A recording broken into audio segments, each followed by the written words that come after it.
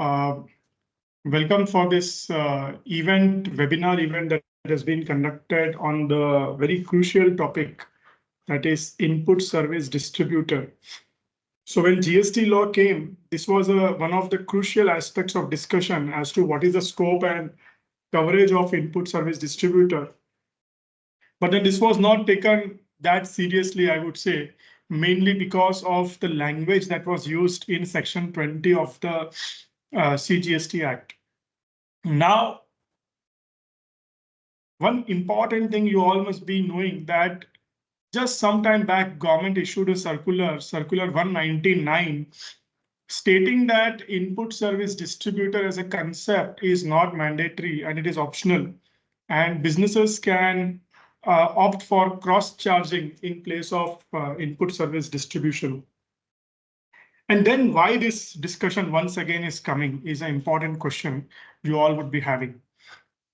The point is that what government has realized, this is from the minutes and the discussions and the news that has come out regarding this change that has happened in GST law. The realization has been that there are instances where it is noted that there are few corporates who are raising a bill for cross charge. There are few corporates who are not raising it. While the few who are raising it, there is no clarity as to the valuation on which it has to be raised, whether an employee cost has to be inbuilt into it or not required to be built in. While the valuation at which it is being raised, there is also no clarity at the rate of tax that needs to be applied, whether one needs to really drill down into the individual rate of the components going into the cross charge, or simply call it as a business support service, business auxiliary service, and charge it as a support service to the subsidiaries or to the distinct persons, was also an area of dispute. Having said that, it was so happening that the bills are recorded in one state, one GST registration, and the input tax credit is taken in one GST registration. While the input tax credit is taken in one GST registration, if that is not passed on to the other GST registrations or not properly passed on to the other GST registrations, then it could directly lead to a place of supply issues, meaning thereby it could be possible that the nexus with that particular transaction is relating to a particular state, but that state is actually not taking the credit and paying the entire amount in cash, while the other state where there is no nexus with that expenditure is actually utilizing that credit, having direct relevance with the treasury of each government. That is, it may be possible in the current structure that expenses are not properly allocated, apportioned, distributed based on its nexus, and leading to incorrect amount of taxation getting credited to the various treasuries. That was the question as to the reason why which this entire thing was relooked at once again. So what we will do in the upcoming next 2 hours is that we will first understand what is input service distribution as a concept from the basic, because there may be few people in the audience who may not be aware about the concept of input service distribution. So we'll first understand what is this concept of input service distribution and how it actually started from the excise regime, and what has happened in this context till now, and what is there going forward that is going to be there once it is implemented. Most importantly, we would be also deliberating on what businesses are actually required to do to implement this transformative change, and what are the current issues or challenges that one needs to really look at and resolve in the entire implementation process. So I would now like to ask Venkatesh to share the screen and start the deliberation. The way we will keep this entire discussion is that Venkatesh would lead the discussion, and I would add wherever I feel an addition is required. And then whenever we are discussing issues, then I will take up the issues in a bit more detail. In case you have any queries, you can put it in the Q&A box or in the chat box, and we will try to resolve it ASAP. Yeah. Over to you, Venkatesh. You can make it full screen. Yeah. Thank you, Ravi sir. Am I audible to you all?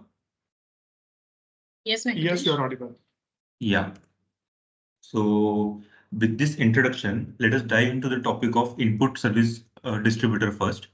So the concept of input service distributor was there present in service tax and excise also. So in service tax and excise, if a taxpayer is having multiple registrations across various states, then the head office of that particular taxpayer would act as input service distributor, would receive these services, would receive the invoices for the services for which the input service distributor will transfer the input tax credit to the other recipients. So there are many services which are common for a particular entity. For example, audit fees is there, IT support services are there, advertisement services are there. These particular expenses are not relating to any particular registration, but are relating to entity as a whole. So instead of billing to individual entity, individual registrations, the vendors used to directly bill to the centralized registration called as input service distributor. This input service distributor would record this invoice and directly distribute it to the other recipients, to the other states. So this was the law in service tax and excise, whereby the input service distributor used to pass on the credit. Now, the similar concept was also adopted under GST. Under GST also, there is a concept of input service distributor, whereby it states that the office of the supplier would act as input service distributor and will distribute the credit relating to CGST, SGST, and IGST. And this will be distributed among the recipients, among the persons having the same PAN account, permanent account number. However, in addition to the concept of this input service distributor, there was one more twist added in the GST law, and that was in relation to the concept of deemed supply. So under GST, there is a concept of deemed supply, whereby any services provided by head office to the branches would be taxable under GST, even if those services are without consideration. So now what we discussed till now is the concept of input service distributor and the deemed supply under GST. With this background, let's have an example. Say you received an audit bill for the entire entity for Rupees 1 crore, on which the input tax credit is 18 lakhs. Now this entire bill is pertaining to the organization as a whole. Now, one option which you have is to take this credit into the input service distributors registration and pass it on to the constituents, pass it on to the other registrations. And second option which you have is to take this invoice in your normal registration and then distribute and then to cross charge it among the other states. So now the question which arise before this amendment, what was that for which invoices should we opt for this option for input service distributor, and when shall a person should go for the cross charge mechanism, and whether this input service distributor and cross charge are optional, or are they one and the same, or whether are they overlapping was the question. So to give a background about this, the concept of input service distributor and cross charge are not overlapping. Basically, in input service distributor, what we do, we take the invoices of the third party vendors who has provided us the input services, and those services are common for some or many or all the branches, and then to distribute it among the branches. Wherein in cross charge, the services which are provided by the head office to the other branches will be charged in proportion to the services provided to those branches. So this ambiguity was there in the law as to whether one should opt for cross charge or whether one should opt for ISD or whether one should do both or do nothing. That was the issue faced by the industry. So in this regard, various representations were made before the GST Council. So GST Council in their 50th council meeting has acknowledged this fact that there is some ambiguity in relation to the implementation of common inputs among the taxpayers. So they discussed first the law of input service distributor. The law of input service distributor does not mandate a person to have compulsory registration even if he is having multiple registrations across states. So since the law did not mandate a person to have a registration of input service distributor, the registration was optional. And at the same time, it was also stated that if a branch is having, if a head office is receiving certain invoices from third parties, those can be transferred with the help of ISD registration. However, since the existing law does not mandate a person to have ISD registration, this transfer of common input tax credit can be done through cross-charging also, can be done by raising an invoice from the head office to the other states also was permitted in the council meeting, in the 50th GST council meeting. Secondly, it was also stated that there are certain services which are provided by head office to the branches, and those services would also be required to be cross-charged to the branches was provided. So to discuss that circular in detail, we will directly dive into the various scenarios which are given by the Circular 199 bar 11 bar 2023. This circular was introduced on 17 July 2023. The said circular has discussed various scenarios, so we will take up each scenario one by one. So scenario 1 is where the services are procured from a third party. Services are procured from third party. So here, say if audit fees bill is there or say return filing bills are there. So this invoice would be addressed. This invoice would be billed to the input service distributor. Then the input service distributor will distribute this this invoices would be billed to head office, and then this head office would be having an option to either cross charge this invoice or to transfer this invoice through ISD mechanism. Since the present law does not mandate the registration of ISD, a person, if he is having an ISD registration, can go for ISD distribution or can also do cross charge. And in this scenario, if the branch office is eligible for full input tax credit, then the value of supply declared in the invoice will be the final value and will not be contested by the department. However, if the branch is not eligible for full ITC, then the value of supply as per the valuation rules would be taken, but excluding the employee cost. So here I would like to give one example. So if an entity is there having its head office in Delhi, so the Delhi's head office is receiving invoices for say audit fees. Now, if the company is having an ISD mechanism, then the company will distribute that audit fee invoice through the ISD mechanism and distribute to the credit to all the states. On the other hand, if the company is not having any ISD mechanism, then it would cross-charge the said invoice into to the other branches. Now, while cross-charging this amount, uh, if the recipient branches are eligible for full ITC, then the value which is declared in the invoice would be considered as final value. However, if they are not eligible for full credit, then the value as per the valuation rules would be taken up. Here, one more important thing which is there is that whenever you are cross-charging certain amount to your branch, then at that time, whether the employee cost would also be considered for the purpose of valuation or not was the question. In fact, the said issue was also discussed in one of the advance rulings given in the past. So in the said advance ruling, it was also held that the employee cost shall be considered for the purpose of valuation. So say if your value of supply of cross charge is say a crore rupee and the employee cost is say 20 lakh rupees. So that employee cost would also be added in the cost of the valuation, and that and 1.2 crore rupee would have been charged to the branches. However, the circular has clarified that the employee cost would not be considered for the purpose of valuation, and only the amount of supplies supplies would only be charged. This was the first scenario. Second scenario was in respect to internally generated services.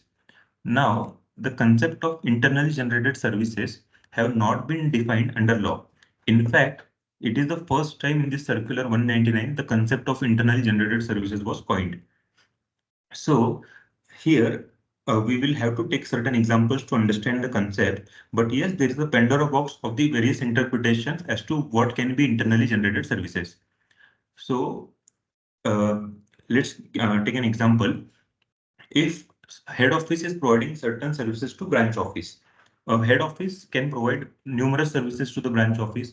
For example, if we are into the business of say we are a mobile company and we provide mobile phones to the customers who are ranging across India. Now, if I want to provide them after sale services, the individual branch office may not have that capacity to repair those phones. So the head office may take up that function and repair the phones on behalf of all the branches. So here the head office is providing mobile repair services, after sale services on behalf of its head offices directly to the customers. So this is one example. Second example is that where head office is providing certain services to the branch office. So if a branch office is engaged in providing the service of goods transport agency, but if the branch office is not able to cater that transaction due to certain issue, and head office comes into the play and caters that particular transaction on behalf of branch office, then here head office would be providing service to the branch office and branch office would be billing to the customer directly. So the sum and substance of these two examples is that in first example, head office directly provided services to the customer. And in second example, head office provided services first to branch office and in turn branch office provided services to customer. So here head office stepped into the play and provided certain services to branches. So this can be the example of internally generated services. So the valuation in case of internally generated services would have to be done in accordance with Rule 28 of CGST rule. The Rule 28 of CGST rules talks about the valuation in cases of where the parties are related parties or distinct person. So here also the head office would be required to cross-charge the amount of internal generated services to the branch office. Now, the valuation would be governed by Rule 28, and in Rule 28, one of the proviso is that if the recipient is eligible for full input tax credit, then the whatever value will be declared in the invoice would be considered for the purpose of valuation. However, if the branch office is not eligible for full credit, then the value as per the valuation rule would be taken up, excluding again the employee cost. So in our example, so whenever the services are provided by head office to branch office, if that service is also having certain employee cost, then those employee costs would not be added for the purpose of valuation. So in our case, the warranty repair services provided by the head office would only be cross-charged, and the concerned salary cost in relation to that repair would not be cross-charged to the branch office, and only the value of services excluding employee cost would be charged. So this was the second scenario. So if I were to take up certain key takeaways from this scenario, what we can see here is, first of all, the methodology of ISD or cross-charge or both was at option. Secondly, though there is a proper mechanism of input service distribution under GST law, the said provision is not mandatory in nature, it's purely optional as of now also. Third, even if there are certain third-party invoices which are not cross-charged, which are not transferred through input service distribution, but have been cross-charged by the head office, would also be sufficed to take the credit from branch point of view. So a particular invoice, if it's not distributed through ISD but has been cross-charged, there is no variant not taking that credit. The credit is properly allowed. And lastly, wherever there is any revenue neutral situation, so say a recipient is eligible for full input tax credit, in those cases, there will not be any issue in relation to the valuation, and whatever valuation would be there on the invoice would be considered as open market value.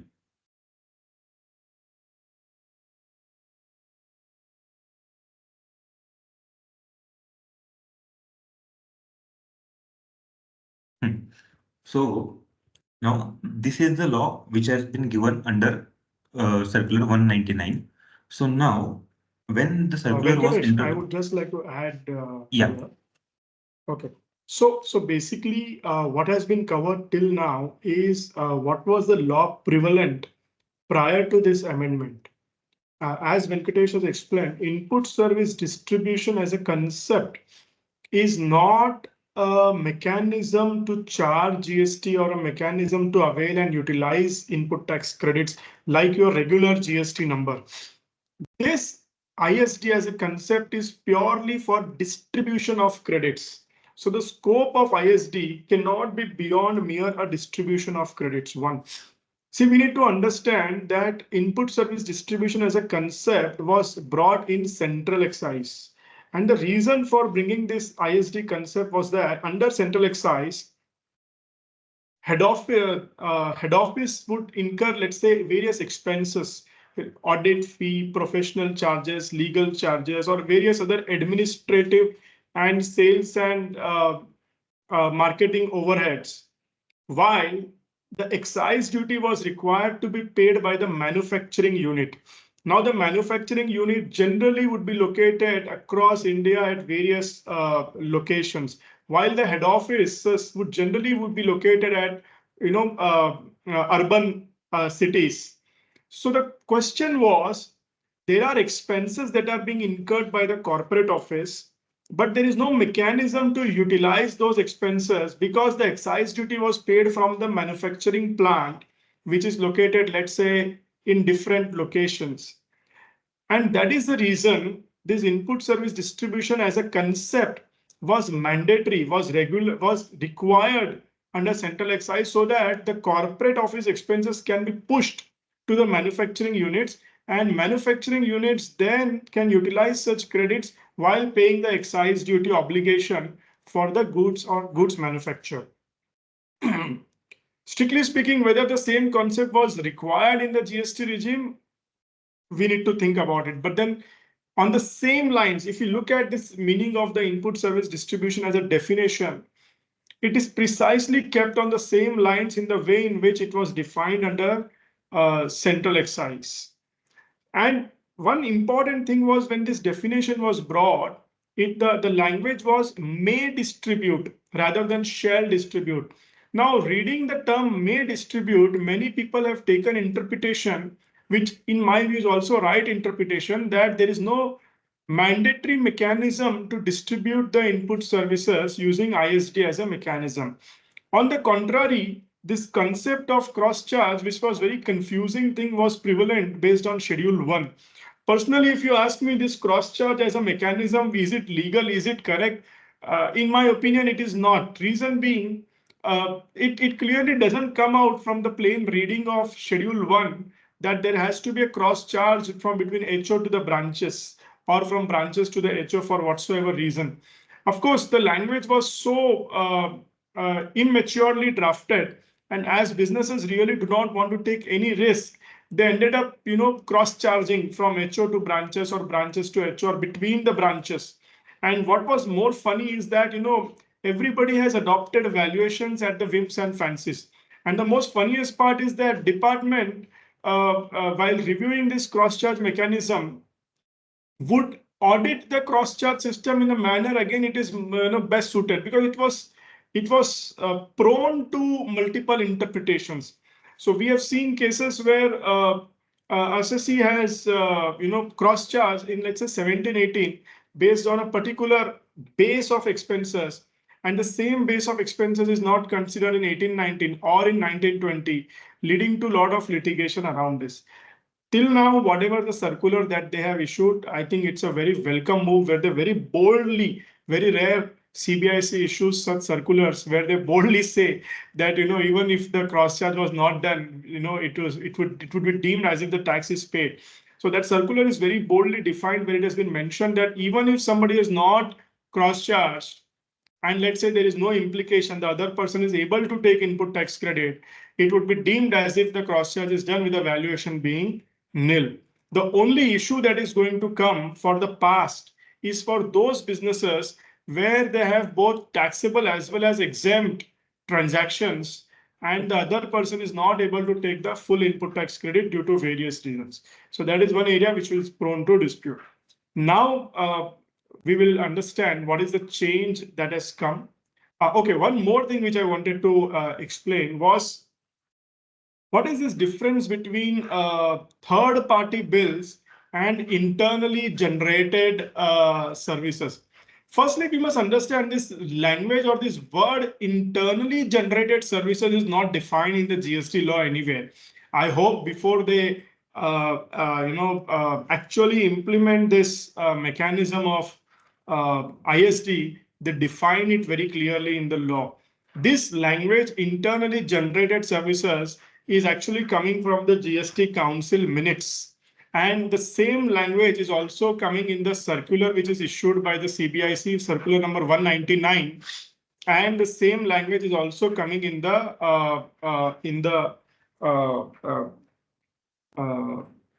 entire understanding of this system. Which means now whenever we are implementing this ISD mechanism, we need to bifurcate our expenses between third-party expenses and between internally generated services. Venkatesh has given a couple of examples. Let me just try to add something more to it and just see if I can further clarify this aspect. So third-party expenses means, let us say a company is incurring expenses for audit, which is a statutory audit. Now, audit obviously is done by auditors, which are third party. Or let us say company is incurring some expenses for legal charges, which has been done by advocates, again being a third party. So whenever a company incurs any expenses which are not directly done by the company, but in turn, they are taken from some third party and given. In that case, it will be called as third party expenses. So I've given examples. Similarly, examples can be advertisement expenses, your IT expenses or HR expenses, payroll expenses, if these are outsourced as a function. So in this case, company itself is not providing this service to the branches. What the head office is doing, head office is simply taking the service from some third party. The bills are coming in the name of the head office, and head office is merely passing on or apportioning, or I would say simply loading these expenses onto the branches. This is what is called a third party expenses. Now, what is internally generated services? Internally generated services are those which are not routed through third party, rather the company itself is providing such services to its other branches. It can be from HO to the branches. It can be from branches to the HO. It can be from branches to the branches. To give you an example, let us say any of our client, they come for a litigation matter, and we give them the offer for the entire dispute resolution, which is drafting of the show cause notice reply or drafting of appeal, and let us say the hearing of the appeal and ultimate resolution. Now what happens is that let us say the matter is in Tamil Nadu, which is outside of Maharashtra. So the drafting work is done by the Maharashtra office, and the billing for the hearing part is also done by the Maharashtra office to the customer, because client is connected to the Maharashtra office. Obviously, to do the service, the Maharashtra office would have to take the support from the Tamil Nadu office, who would be actually doing the hearing before the officer who is sitting in Tamil Nadu. Now, in this case, the Tamil Nadu branch is providing a service directly to the Maharashtra branch. This is one of the examples of input internally generated services. Similarly, same thing can be exactly reversed also. If I have to put one other example, sometimes it so happens that uh, uh, a company would have branches located at a various locations to do the support, to provide the support function to the customer, so that you are near to the customer and you can provide easy after sale support. Now, let us say the branches, while they are providing the after sale support service, they require certain technical capabilities, certain skill sets, certain technical support from the head office. Now, in order to provide that service to the customer, the branches take the technical support service from the head office that would constitute internally generated services in a scenario where the billing is done by the branches. In a scenario where the billing is done by head office, same thing, the branch would be providing whatever support providing to the HO, they will be doing the internally generated service. Frankly speaking, this internally generated service as a concept, they have not defined. Based on whatever is that has come out in the public domain, we are trying to analyze and interpret and trying to carve a difference between third party and internally generated services. I'm sure that before the actual implementation, government would come out with clear definition or clarification so that there is a clear bifurcation and demarcation as to what is to be distributed through ISD and what is to be cross-charged. So the third-party bills will take ISD route. The internally generated services will take the cross-charge route. I hope it has been further clarified. So Venkatesh, you can now take the discussion forward. Yeah. So GST Council in its 50th meeting had also stated that since the ISD mechanism is not mandatory as of now, they have recommended to amend the GST law to make it mandatory. Okay, so since this ISD is only for the third party procurement and including the RCM transactions also, all the third party invoices would be mandatorily routed through ISD after this amendment. So the third party invoices would be routed through ISD and the cross charge would be restricted only to the extent of internally generated services. So now the stock transfer, which was already there previously, would continue to work on the need basis. And this budget 2024 has provided a change in the definition of input service distribution and also a corresponding change in section 20. So now the change in the definition of input service distributor, I would read out this definition. It states that input service distributor means an office of the supplier of goods or services or both, which receives tax invoices towards the receipt of input services, including invoices in respect of services liable to tax under subsection 3 or subsection 4 of section 9. For or on behalf of distinct persons referred to in section 25 and liable to distribute the input tax credit in respect of such invoices in the manner provided in section 20. So now there are certain important words in this definition. First, it states that input service distributor means an office of the supplier of goods or services or both. So the word office has been used.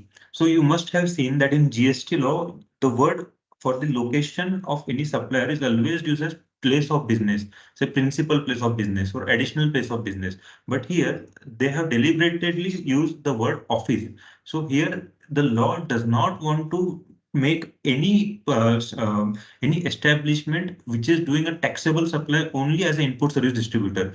The law intends that even if it's an office who does not involve into any making in any outward taxable supplies can be termed as input service distributor, and it will receive all the invoices from third party and whereby it will be distributing those ITC to its branches. So therefore, they have used the word as office. And second change which they have done in the definition is that it will not only transfer the input tax credit pertaining to normal invoices, however, the invoices on which RCM levy is there, on which the taxes are to be paid on reverse charge basis, will also be transferred using this ISD registration.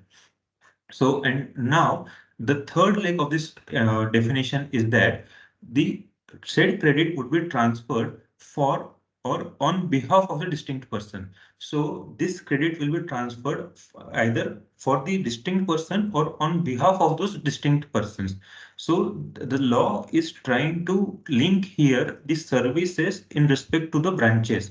So the receiving branch should have received those services, should have utilized those services, and should have certain nexus with the services in order to get the input tax credit transferred or distributed from the input service distributor is what they are trying to say here. So for or on behalf of distinct person is that there must be certain linkages with the services to get the input tax credit. So this is the change which they have brought into section 2 subsection 61, which defines the input service distributor.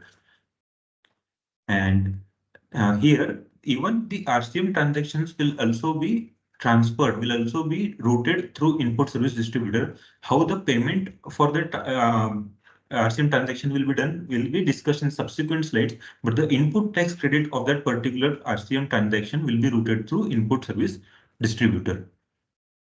Then second change which they have brought into the Finance Act 2024 is that they have amended the section 20 of CGST Act. So now section 20 now makes it mandatory for an office which receives the input services on behalf of the other persons of the same PAN also to register as ISD. So a company having multiple presence in the country will have to make mandatory registration under input service distribution as per section 20. Earlier, the wordings was used was may be required, and now the wordings are it is required. So now the company is having which is having multiple registrations will compulsorily be liable to take the registration. Here, this section 20 subsection 1 discusses about the same thing, that if you are having multiple presence in the country, then you will have to take the registration under ISD. Second subsection is important, which states that the input service distributor shall distribute the credit of central tax or integrated tax charged on invoices received by him, including the credit of central tax or integrated tax in respect of services subject to levy of tax under subsection 3 or 4 of section 9, paid by a distinct person registered in the same state as the said input service distributor in such manner, within such time, and subject to such restrictions and conditions as may be prescribed. So here, the subsection 2 provides that in case of any transactions on which tax is liable to be paid under reverse charge mechanism, then such taxes under reverse charge mechanism will be paid by the regular registration in the same state in which the ISD is situated. So for example, if the head office is situated in Delhi, so regular registration is there in Delhi state. Now the ISD registration is also taken up in Delhi location. So in case of any input services on which taxes is to be paid under RCM, then the RCM payment will be done by the respective regular GSTIN, and then the credit of which will be transferred from input service distributor uh, to the receiving states. So here, the Delhi regular GSTN will make the payment of reverse charge, will make the payment of the respective input service, then will raise the invoice on the input service distributor to transfer that credit to the input service distributor. And then input service distributor will distribute that concerned ITC to the receiving states. Sir, would you like to add upon this particular mechanism?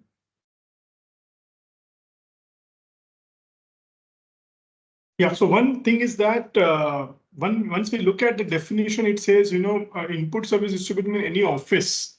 Now, office need not always be head office. It can be any office where the common expenses are incurred. Very important change that has come in this new amendment is relating to this reverse charge mechanism. where it has been brought categorically in the section 20 that reverse transactions pertaining to reverse charge, uh, the state in which the ISD is registered, the regular GST number can pay the taxes under reverse charge, and it can be distributed using ISD. Now, this is important because, as I told, ISD as a mechanism is only for distribution. ISD cannot be a mechanism to pay the taxes. So, whenever there is a transaction of reverse charge, which is common, for example, director sitting fees or legal expenses, which are common for company as a whole, all these type of expenses would have to be paid by the regular GST number, and these expenses have to be pushed to the ISD, and from ISD again it needs to be distributed. One thing which is not clear as of now is whether this requires to be billed to ISD and that extra expenditure to be taken credit, and from ISD it needs to be again billed back or distributed back to each locations proportionately, or that distinct person is merely making a payment. So all that distinct person is required to do is simply only make the payment, and basis that payment, the ISD can directly distribute. So whether this billing mechanism in middle, whether it is needed or not, is something we need to wait and watch, because over there it is written in the manner as may be prescribed. So as soon as we expect that once this is in place, even the rule 39 should also undergo a change.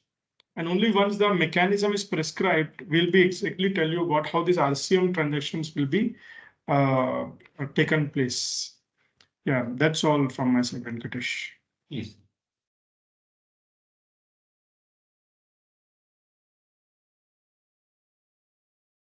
So if we were to look at the summary of the all changes made due to this amendment, we will take up each and every services and also its implication before introduction of the amendment and after the amendment of ISD law.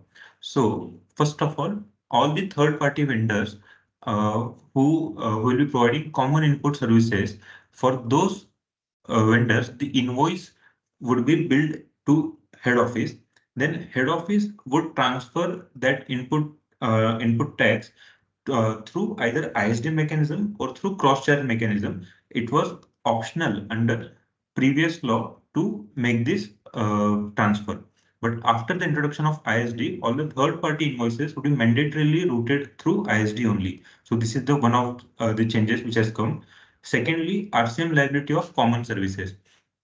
In the RCM liability, if you are having ISD registration, then the corresponding regular GSTN will pay the RCM liability and it will be routed through ISD to all the branches.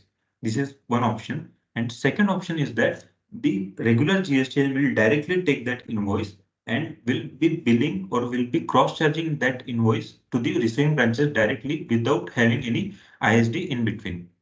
This was before the amendment, and now after the amendment, the corresponding regular GSTN in the same state will be paying the RCM on common service. Then ISD will in turn distribute that ITC to the receiving branches. So that is the law after the amendment. Third case is in relation to the ineligible ITC. So many a times the ineligible ITC would also be distributed from ISD or directly be billed to the head office by the third party invoices. So now here, if the entity is having ISD, then it will distribute that ineligible ITC to the branches directly, or the head office will be cross-charging that particular input tax credit to the receiving branches. So both the options were available before the amendment. And now after the amendment, all the third-party invoices, even though if it's ineligible, will only be routed through ISD mechanism. So in ISD mechanism, after the amendment, the normal input tax credit also, on which there is no restriction under section 17.5, those normal ITC and the restricted ITC will be routed through ISD only, and the receiving branches will be receiving two types of input tax credit. First is their regular ITC, which they can avail and which they can utilize for the purpose of payment.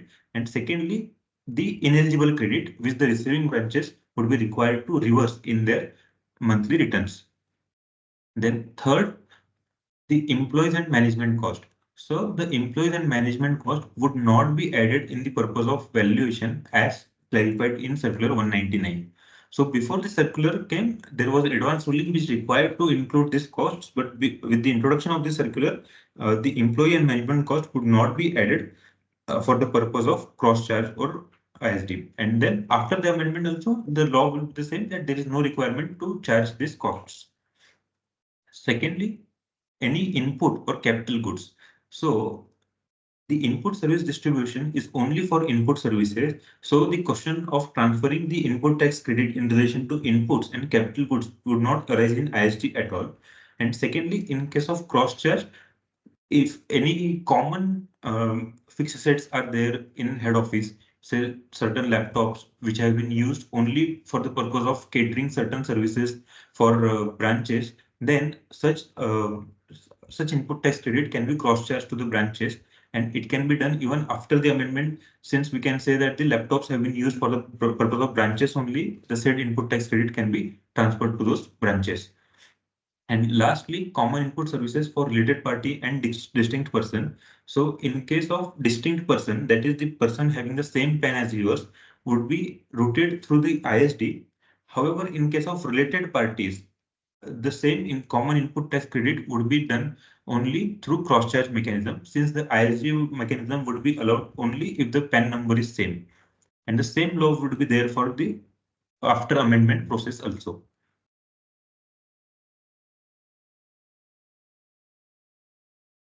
Yeah.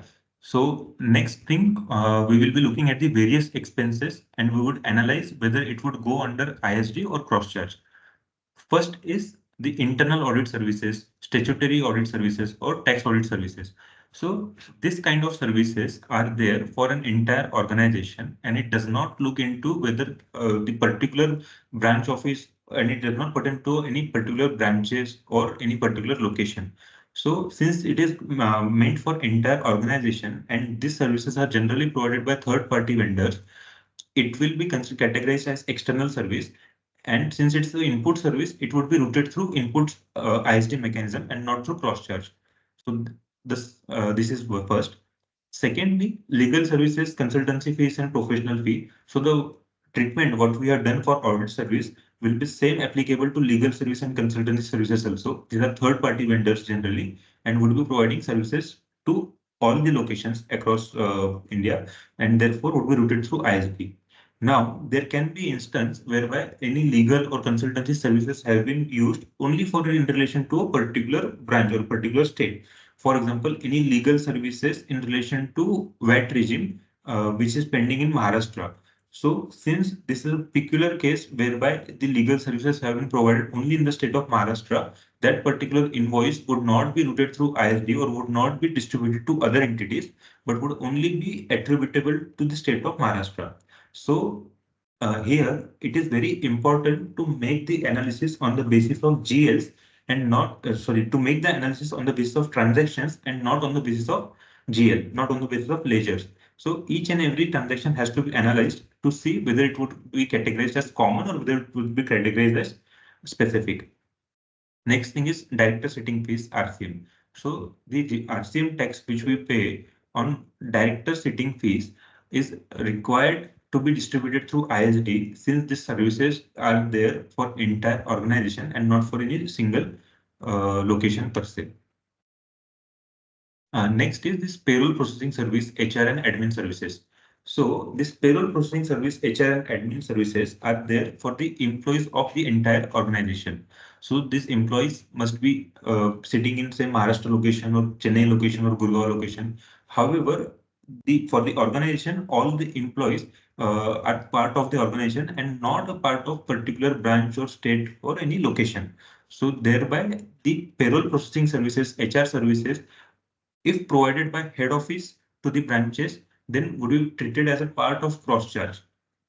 However, we can also take another view is that if this payroll processing service or HR services are outsourced and if these services are provided by third party vendors, then we can also take a look to include those services in our ISD mechanism and not into our cross charge. So to conclude this point, basically, if this kind of services are provided by third-party vendors, then we can look it to include this in ISD. Or if these are provided internally, if these are provided by internal HR or internal admin staff, then it has to be cross-charged. Just to Bank add charge- here, Yeah. Venkatesh, this payroll processing, HR, admin services, generally there are two ways in which it happens.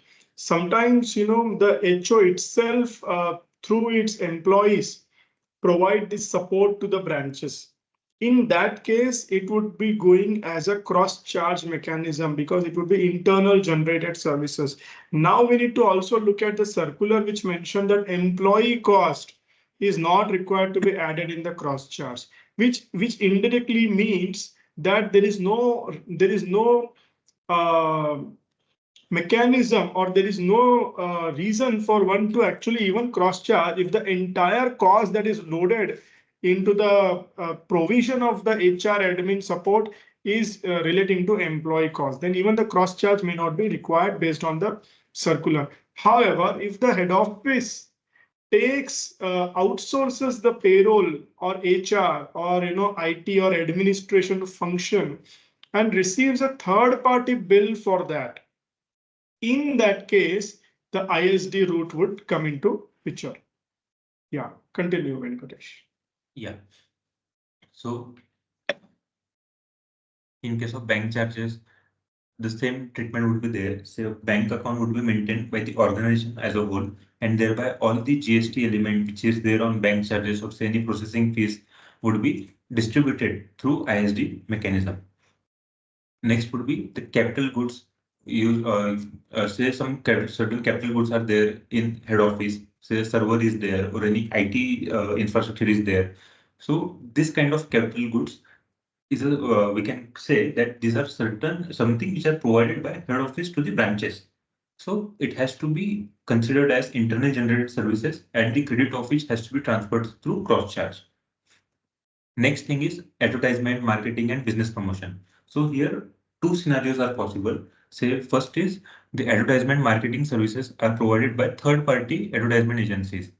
So here this advertisement, if it's pertaining to entire organization as a whole, then it would the invoices of this advertisement would be routed through ISD mechanism. And if organization is having internal advertisement team or internal marketing team, then these services would be considered as internally generated services and would be cross-charged.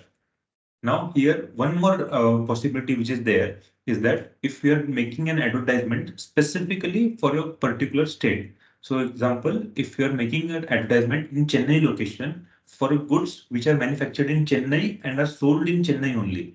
So there, if you are making any advertisement, then that particular cost will not be routed through other entities and will not be distributed to other entities, but will only be transferred to the Chennai location.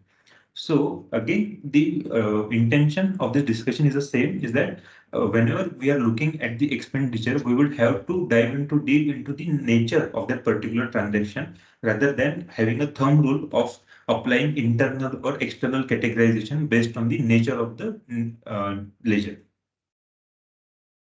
Next thing is ineligible ITC. So as I discussed, there are certain ineligible ITC given under section 17.5. For example, say insurance premium paid for mediclaim of the employees or any rent cab expenses are also there.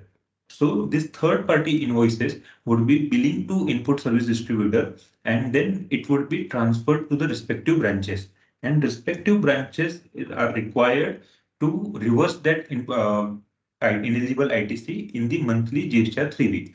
So the purpose to transfer ineligible ITC and to reverse it is the same. It's like this, that the since GST is destination based consumption tax, if organization say incurs mediclaim insurance premium of say 1 crore, on which the GST element is say 18 lakhs. Now, if input service distributor receives this invoice and transfers it to the branches, the respective branches will be receiving that credit and would be reversing it. So the moment they are reversing that credit, the state government in which the tax has been reversed would get the share of that particular reversal. On the contrary, if that particular ITC is not reversed, say for example, if the insurance company is billing that particular mediclaim invoice to a regular GSTN of Delhi location, and Delhi location has not cross-charged that particular invoice and has reversed entire credit in Delhi only, then the Delhi government will be receiving the share of that particular ineligible ITC along with the central government, and the other branches who is having more employees than Delhi location may not get the share. So here the state government may impose a condition that it is against the basic nature of the GST being destination based consumption tax, and thereby we may have to reverse the ineligible ITC which is there. And last point in the slide is of head office rent. So head office rent, if it's paid and the head office is not providing any services, if the head office are providing the internal generated services, if the head office rent is getting classified as internal generated services, then that particular rent would be cross-charged among the other entities, among the other states. So here I just want to, pitch in for a while. For example, this, first of all, the list which Venkatesh has, shown in the previous, this slide, please don't consider this as, thumb rules, because a lot depends, when we are saying internally generated services, a lot depends on the facts of each case.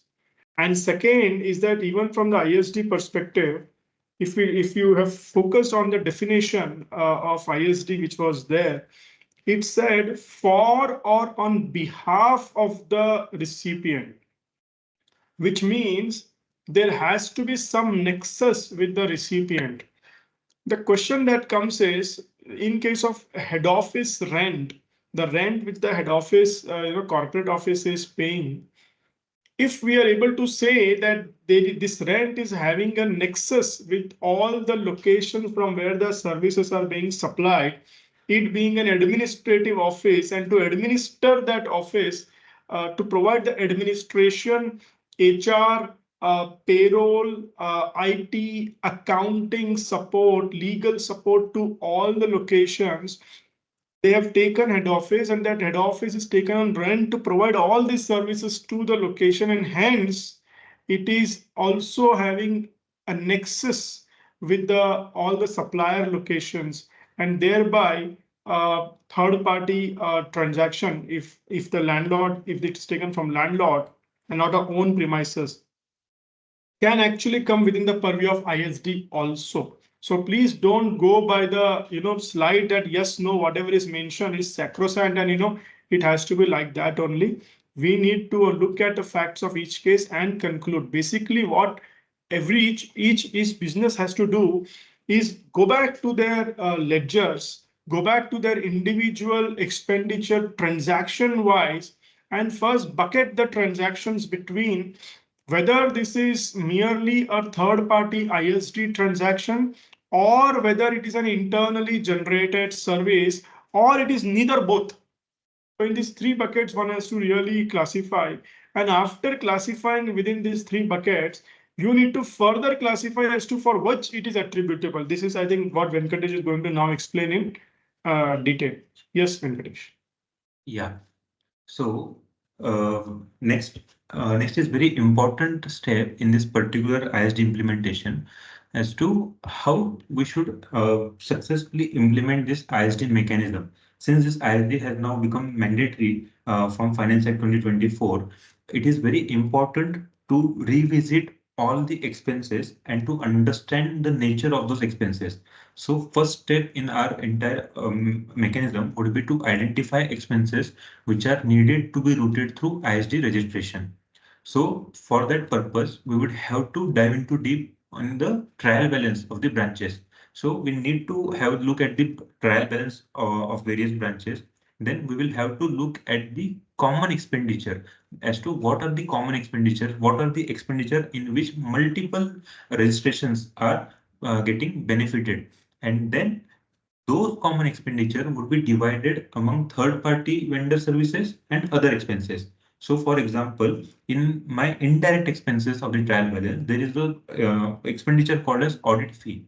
Now, this audit fee ledger is comprising of statutory audit fees and income tax audit fees. And as a head office, if I have never distributed that expenditure previously among my other branches, then now I would have to revisit that stand and bring that particular transaction into the shadow of ISD mechanism.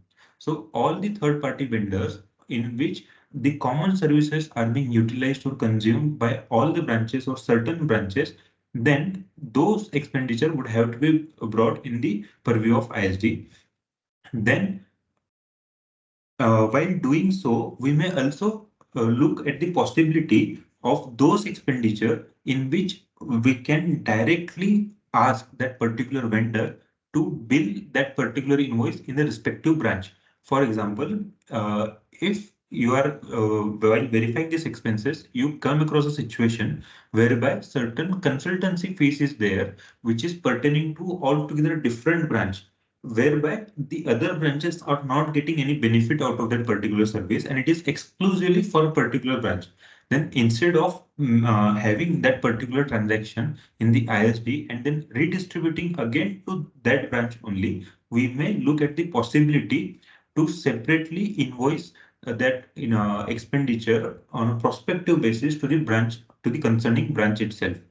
So after this analysis, whatever party are there which are not a third party common expenditure can be looked at a common vendor level, and then we can also have a division on the basis of their eligibility or ineligibility, and also on the basis of their nature of payment, that is whether it is getting paid under forward charge or reverse charge.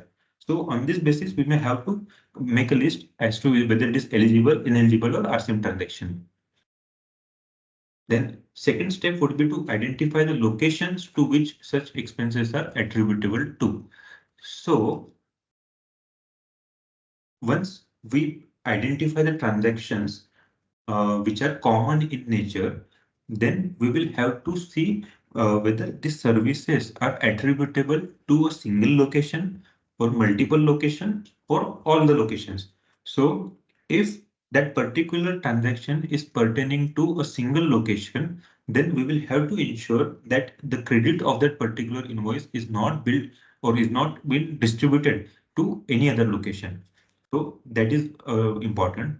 And third step, which is there in our mechanism, is to communicate to the vendors to update our ISD registration number in their records. So this is very important since the common expenditure, common third-party invoices would be routed through ISD mechanism. And if you are not having ISD registration yet, and the moment you apply for ISD registration, after getting the number, you would have to communicate that number to your vendors so that your vendor would be billing directly on the ISD registration instead of your regular registration. And in case the vendor does not do that, or vendor misses to do that particular update in their mechanism, they would keep on billing to your regular registration, and it may give reconciliation differences while filing your monthly returns. So this is a very important step whereby I would suggest you to communicate your vendor and have cutoff date so that you would it would be ensured that all the invoices are properly billed with the updated GST number. Next step is to implement the ISD registration details and booking of ISD invoices in the accounting system and software. So the ISD registration is a pass-through status. So ISD would be receiving the common services and would be distributing those services across branches.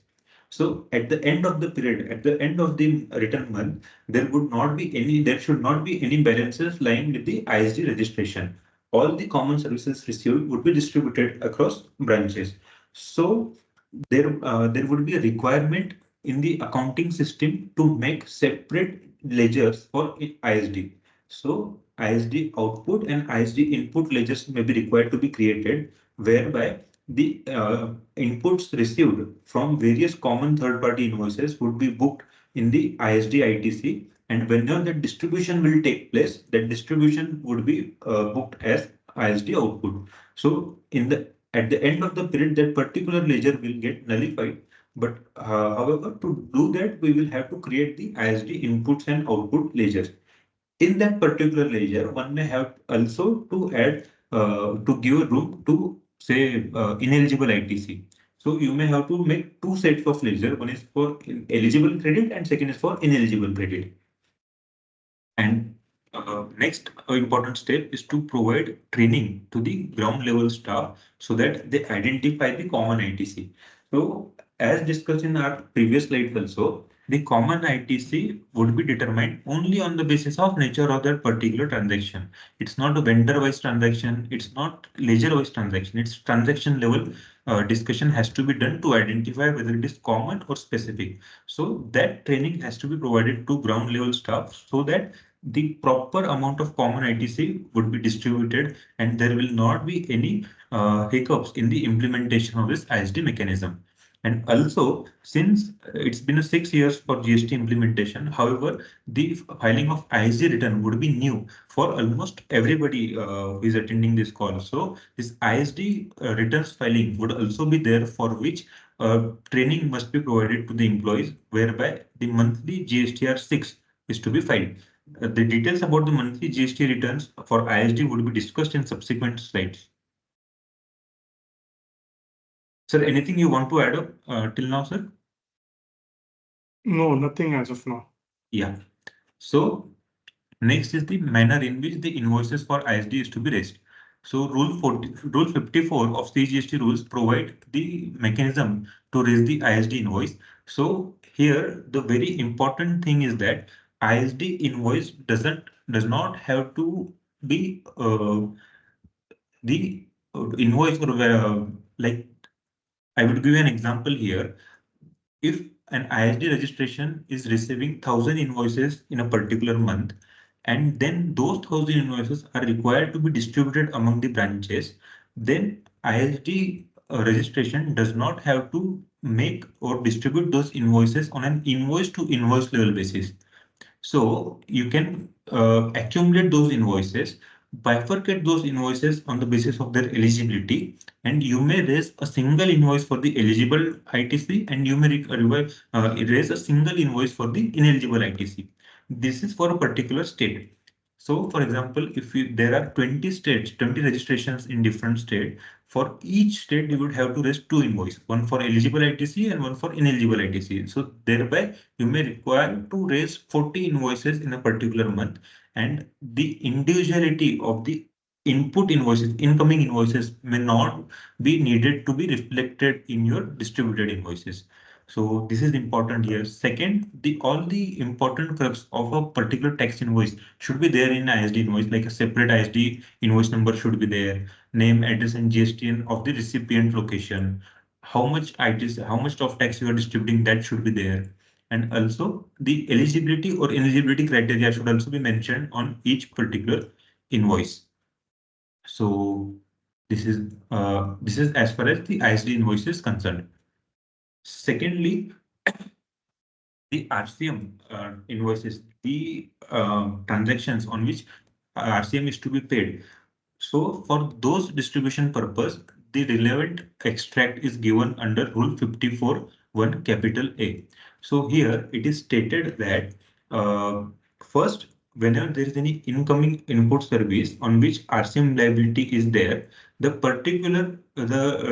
respective regular GSTN will be paying the RCM tax.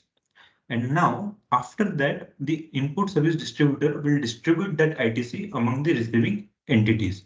So, input service distributor will be mentioning the GSTN name and address of the particular state code.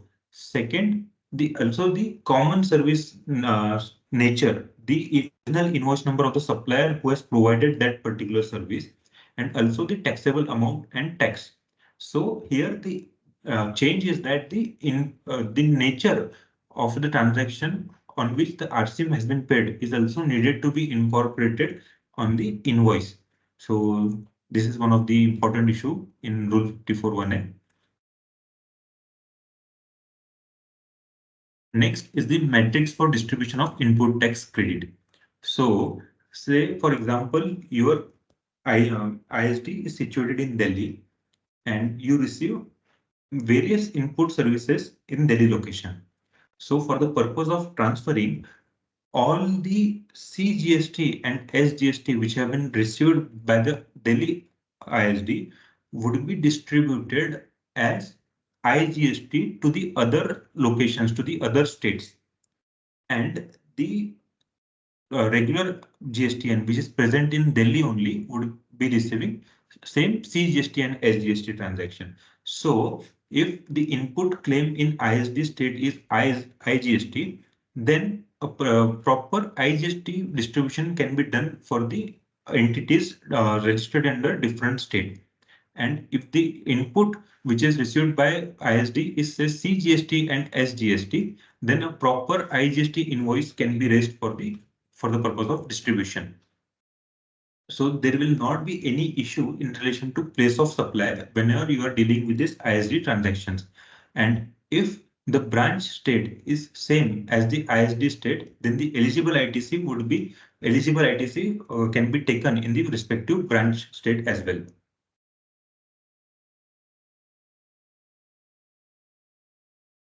Next thing is the registration for input service distributor. So now for the purpose of registering as input service distributor, all the documents which are required for the normal registration would be required to be submitted with the department. And one thing, while registering ourselves as input service distributor, there has to be selected as a reason for registration, whereby you would have to take as input service distributor. So there is a regular registration, composite registration, and then one of the options is input service distributor. So you would have to tick to that particular mark in the GST portal. Then you would have to provide all the numbers, all the GSTNs where it is whereby you are maintaining in the particular state, in the particular numbers.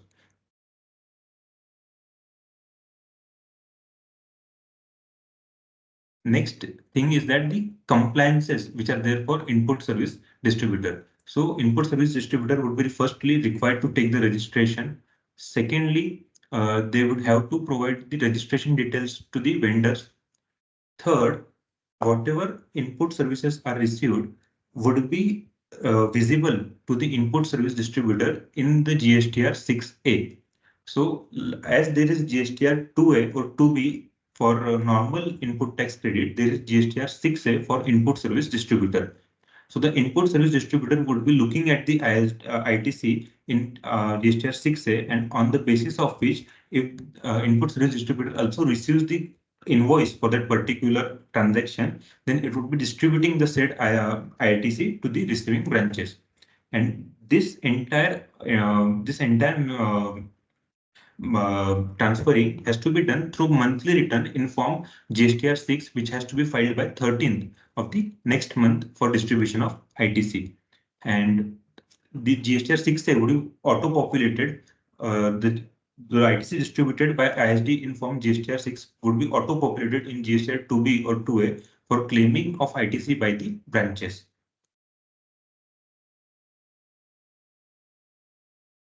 So let's understand the flow of monthly GSTR 6. First, we would have to download the GSTR 6A, which will be auto-populated based on the invoices filed by the supplier in their GSTR 1.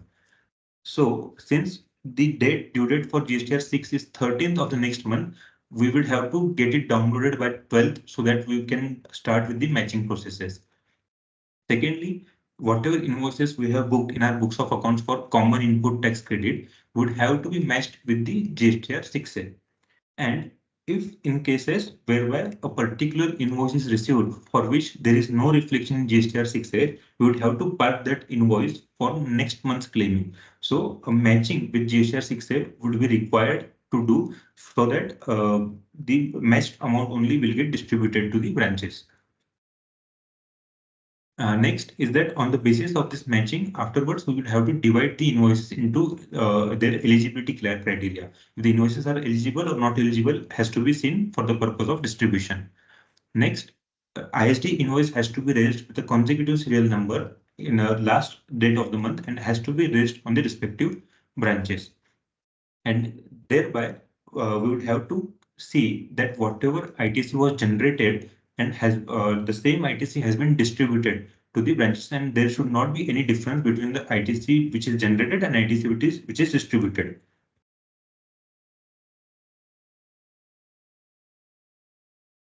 The next slide is in relation to the manner of recovery in case of wrong distribution by ISD.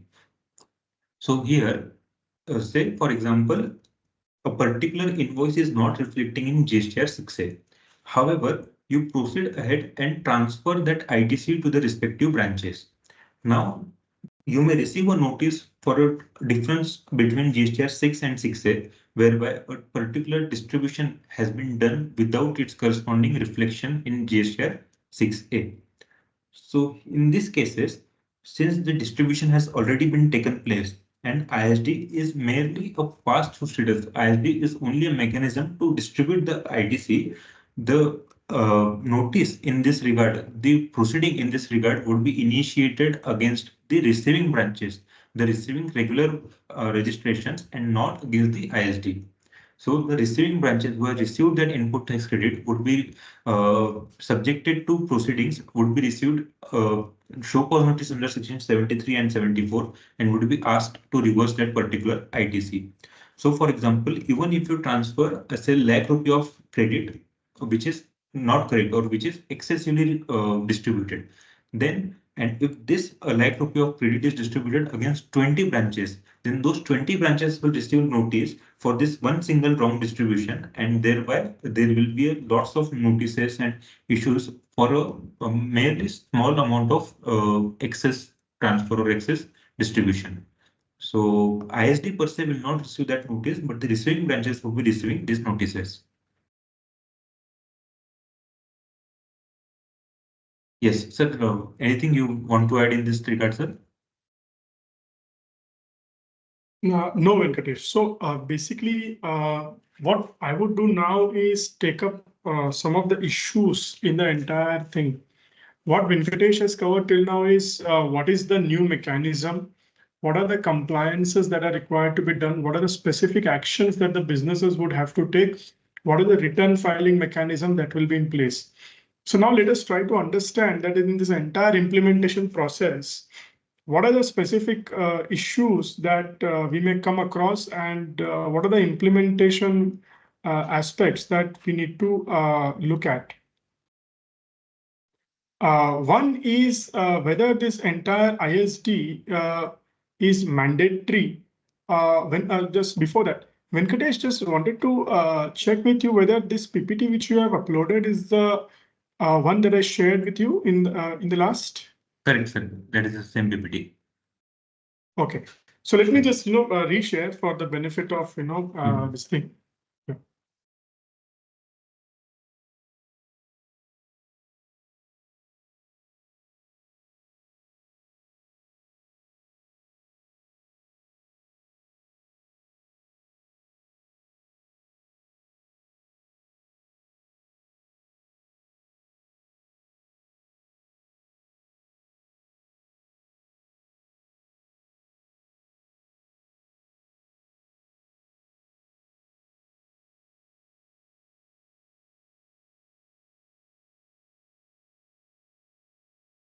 I hope my screen is visible.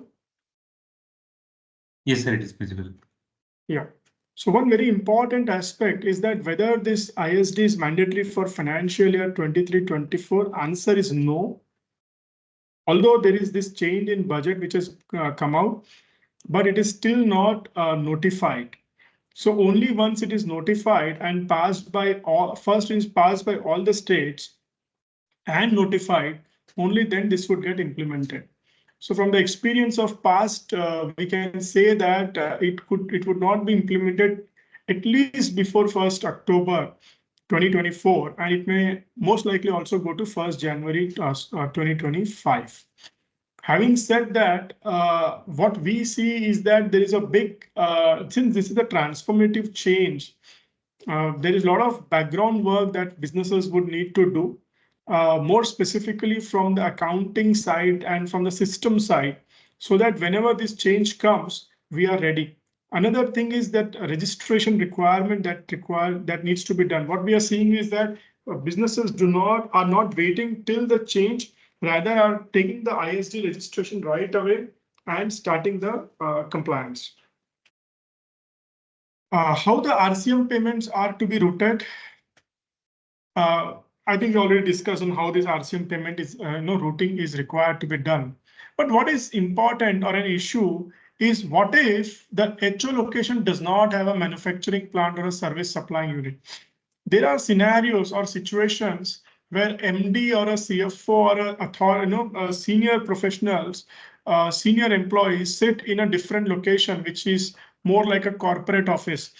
Let's say that corporate office is in Delhi or it is in Mumbai, and that location does not have, that entire state does not have any other service supplying unit or any other manufacturing plant.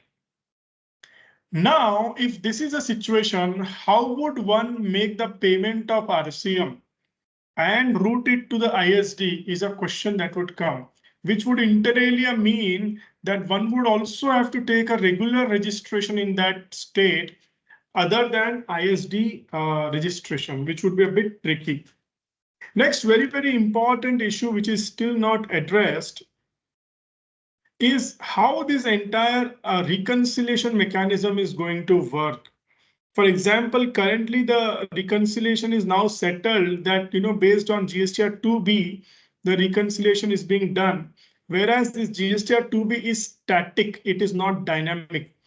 GSTR 2A was dynamic. So tomorrow, if a vendor goes back and amends his GSTR 1 or delays his filing of GSTR 1 or makes any rectification, then it would also impact your GSTR 2A data, which would go back and change the past information.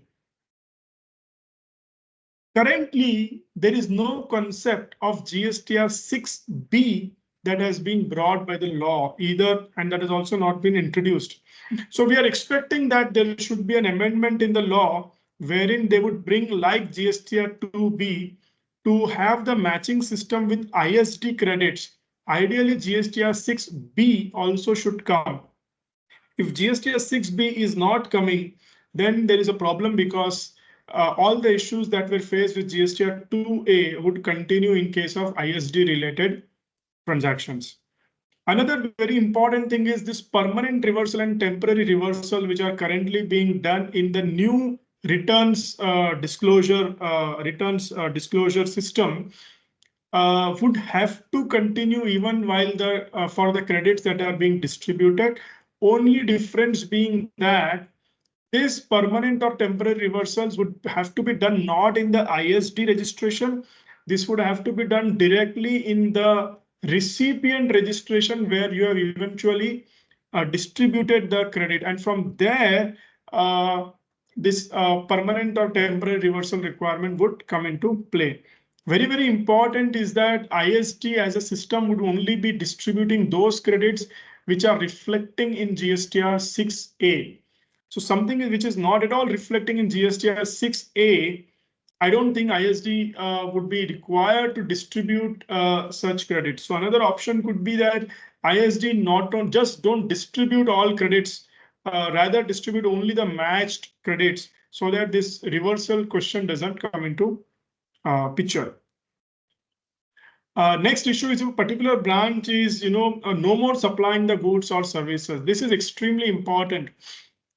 In the cross-charge mechanism, businesses were having the autonomy to cross-charge at a particular locations only. But as far as ISD is concerned, once a particular expenditure is common for entire organization as a whole, then it would have to be loaded to the organization as a whole based on the turnover requirement. However, in the old section 20, that is prior to the amendment, there was this specific provision which mentioned about currently if the organization is operational, whether the operation or whether that recipient location is operational during the current year. And the recipient location, if it was not operational during the current year, there was a mechanism not to distribute the credit to such location, because the credit would go and sit over there, which would eventually block the funds. However, that particular thing is missing in the amended provision. I'm expecting that whenever the implementation date comes close by, government would amend rules and bring this provision by way of rules. Because if this is not done, then it can lead to blockage of unnecessary input tax credit. Next, another important issue is what will be the time of supply for cross charge. Once this ISD is, see, ISD as a mechanism has to be done every month. Each month the credit comes, each month the credit has to be distributed. Whereas what was seen is that the cross charge currently was done once in a year, or it was done once in 2 years. I've also, or there are organizations who are doing once in a quarter. Now, if we are taking different route for IDS and for IGS, then that could be a issue, because when you are distributing credit on a monthly basis and you are cross billing on a quarterly or half yearly or a yearly basis, tomorrow the interest implication based on time of supply provisions can kick in. So this aspect has to be again looked at based on the facts of each case. Very, very important question is whether ISD registration has to be taken only at the head office premises, or can one decide to take multiple ISD registrations for the same company. Let us say that I am a company who is having a corporate office or a registered office in Maharashtra, but most of my common expenses or administrative expenses are actually happening through Karnataka, or let us say Gujarat. It doesn't make any sense for me to take ISD registration in Maharashtra, because my major common expenses are happening in Gujarat or Karnataka. So in which scenario I would like to take ISD registration in Gujarat rather than Maharashtra. So what is important is that instead of looking at where the company is registered in the Companies Act or where the corporate office is located, instead of looking at that, while evaluating which state you would want to take ISD registration, one needs to look at which is the location, which is the state where most of the bulk of the common expenses are incurred. Only in that state one needs to go ahead and take the ISD registration. Let us say you're not able to conclude and you see that there are 2 states where the common expenses are incurring, then you can go ahead and take 2 ISD registrations also. However, I would not recommend doing that. Reason being, it would only complicate your entire compliance system. Probably a better solution would be to ask your vendors to shift their billing to one of the locations, so that all the common locations are shifted and pooled at one location. And from that location, the ISD registration is taken and it is distributed, rather than taking 2 different ISD numbers. Next, very, very important aspect is ISD implication and IGS applicability in case of centralized and decentralized billing. Now, this is little critical, because there are certain organizations, certain businesses where a decision or a conscious call has been taken to do the billing on a centralized basis. So what happens is that there are project locations or sites, or I would say support officers, branch officers, sales officers located in various locations. But as far as billing to the customer is concerned, it happens centrally from Maharashtra or from Delhi only. Now, let us say if the billing is centralized from only Maharashtra, then anyway, there is no further requirement for you to take ISD. Reason being, all your billing, the bulk of your billing is happening from Maharashtra location directly to the customers, which also means that you are utilizing your entire credits here itself. Now, if you take ISD registration and you you distribute the credits to branches where the branches are not billing, or a very insignificant billing is happening from branches, that would only block your common credits. So a wiser approach would be either change your billing mechanism by centralized to decentralized billing, where the branches who are closer to the customer would directly bill to the customer and the common expenses which are incurred in HO are loaded on the branches so that there is a proper utilization mechanism of the credits. This can be option number 1. Or option number 2 is that continue with a centralized billing mechanism, but the internally generated service which the branch is providing as a support to the head office, for head office to provide the service to the customer, there has to be a cross charge between the branches to the head office and not from the head office to the branches, so that the credit mechanism is totally fluid and we are also complying with the provisions of the law and there is no anomaly. So very important when you are taking ISD registration and you have a centralized billing mechanism, be cautious about this particular change. Next, what if the common bill is received towards related persons and distinct persons? Now, many times businesses would not have only one company. They would have multiple companies in a group. Now, let us say there are 5 companies in a group and there are 2 companies which are also having multiple GST registrations. And let us say you have taken some common expenditure. Let us say the entire head office, the entire corporate office rent is common. Now this common rent has to be allocated between the group companies, and then it also has to be cross-billed, distributed among the multiple registrations. So it should not so happen that, let us say, the rent of 10 lakh rupees is cross-charged to multiple locations, and the same 10 lakh rupees is also again going to the distinct persons through ISD. So what is important is that to the extent of whatever amount you are loading through cross charge, that must be separated and only the balance required to be distributed using ISD mechanism. So especially I would say builders industry or many other promoter driven companies where multiple companies are operating through a single location, very closely arranged system, and where the common expenses are incurred, one needs to be extra careful while implementing the ISD mechanism. Very, very important question that would come is that, let us say you were doing cross charge till now. Now, by way of ISD mechanism, all the third party expenses are not required to be cross charged.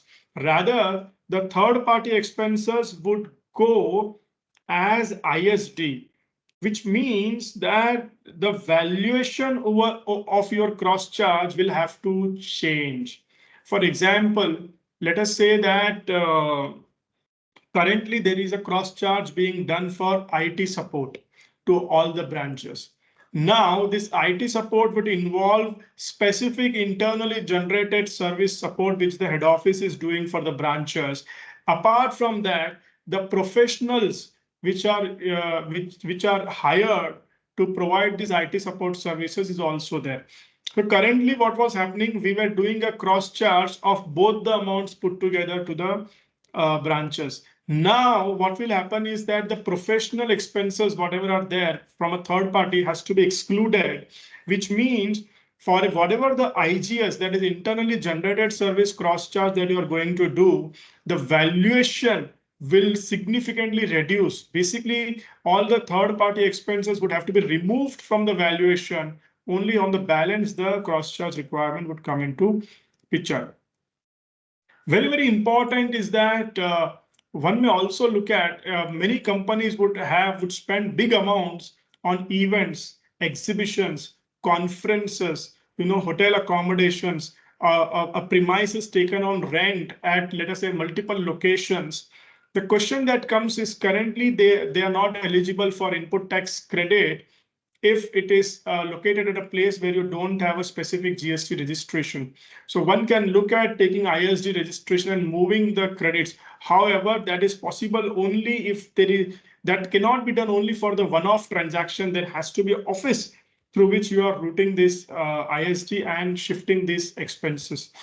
On the other hand, if this is not so possible, then one can also look at it may be possible that while the regular expenses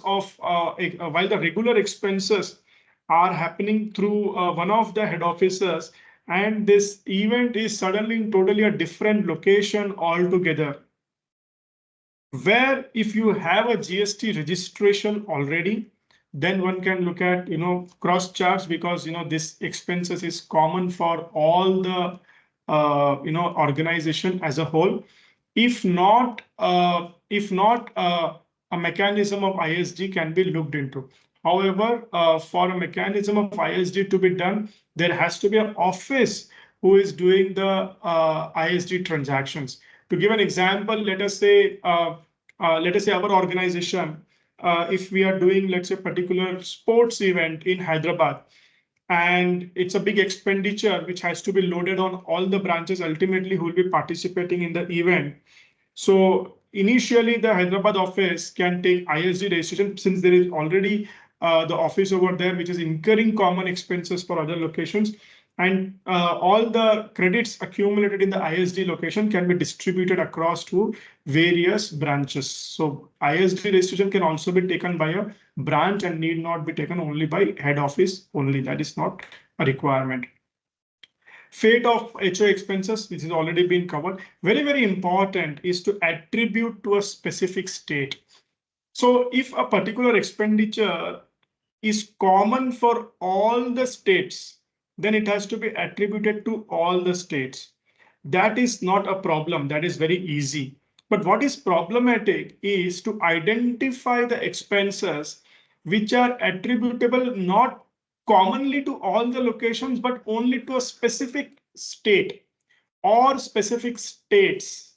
So if there are certain expenses which are not common for organization as a whole, but only for specific states, then it has to be transferred only to a specific state. For example, let us say there is a VAT issue that you are facing in Jharkhand, and you are incurring some legal expenses towards the VAT issue that is going on in Jharkhand, and the legal expenses are incurred in Maharashtra. Then when you are attributing this expenditure, it has to be attributed only to Jharkhand. You cannot attribute this to all the locations. So while you are looking at the ledgers, it is important to identify as to for how many states or how many GST registrations this expenses are going to be required to be attributed. And this is to be done on an ongoing basis once this is implemented. So the only mechanism through which this is possible is to have a strong system of also tagging the cost centers while the expenditure itself is booked, so that at a click of a button, you get the apportionment allocation, and accordingly the distribution mechanism can happen. But if a business doesn't have a strong cost center tagging system, then it could be a problematic situation. And let me tell you, if you have a cost center tagging system currently, you need to also evaluate whether the cost center tagging system is unique to each GST number.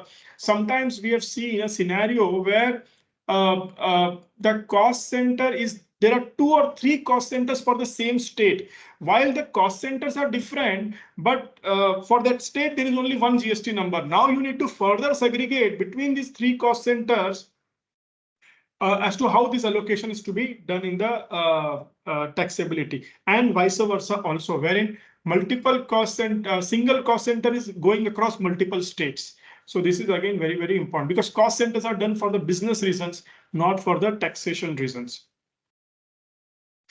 Very, very important. Sometimes it so happens that while you have cost centers, but your cost drivers to load this expenditure is not on a turnover basis. For example, let us say as HNA, we go for an office trip. And let's say two or three branches decide to go for an office trip together, and whatever expenditure that comes for the trip would be divided based on the number of people who have gone for the trip from each branch. It would not be based on turnover of the branch. So it may so happen that the cost apportionment is based on the employee headcount, but the ISD distribution has to be based on turnover only. At least till now in the law, they have not given any other attribution mechanism. And again, I'm expecting this attribution mechanism to come in the rules, because in the amended section 20, there is no attribution mechanism, which was actually there in the old section 20. So in the rules, only once this new attribution mechanism comes, and if they stick to the turnover basis, then we see some sort of anomaly in the attribution that would happen. Uh, Distribution towards exempt supply, yes, even if a business is having exempt supply, even to that location, the distribution is needed. What is irony, or what is little tricky, is that sometimes the HO itself would have exempt supply. Many times the HO would have a lot of financial transactions in the nature of interest income.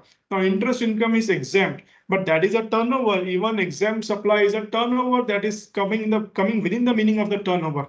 Now, if I allocate certain expenses of ISD towards this HO interest income, which is exempt, which would inter alia block my credit in HO GST number.